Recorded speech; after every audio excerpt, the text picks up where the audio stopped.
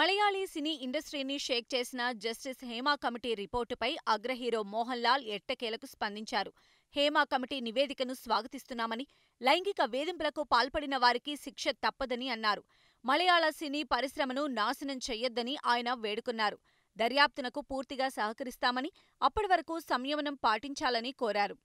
Association of Malayalam movie artist పైన మొత్తం దృష్టి పెట్టవద్దని మిమ్మల్ని అభ్యర్థిస్తున్నాను.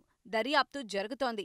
దయచేసి పరిశ్రమను నాశనం చెయ్యవద్దు అని మోహన్ లాల్ శనివారం ఏఎన్ఐ వార్తా సంస్థతో అన్నారు. మహిళా నటులపైన లైంగిక వేధింపుల ఆరోపణలతో మాలీవుడ్లో కలకలం రేగింది. మూవీ ఆర్టిస్ట్ అసోసియేషన్ కమిటీలోని కొంతమంది సభ్యులపై కూడా లైంగిక వేధింపుల ఆరోపణలు రావడంతో మొత్తం కమిటీని రద్దు చేశారు.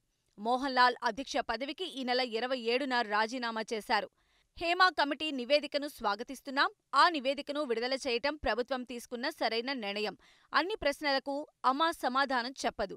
ఈ ప్రశ్నలు ప్రతి ఒక్కర్నీ అడగాలి. ఇది చాలా కష్టపడి పనిచేసే పరిశ్రమ. ఇందులో చాలామంది భాగస్వాములుగా ఉన్నారు. ప్రస్తుతం వచ్చిన వేధింపుల ఆరోపణలపై అందర్నీ నిందించలేం. బాధ్యులను శిక్షిస్తాం. దర్యాప్తు కొనసాగుతోంది. దర్యాప్తునకు పూర్తిగా సహకరిస్తాం. మాలీవుడ్లో పరిస్థితులను చక్కదిద్దడానికే మేం ఇక్కడ ఉన్నాం. హేమా కమిటీ రిపోర్ట్ ఇంకా చదవలేదని మోహన్ లాల్ వ్యాఖ్యానించారు.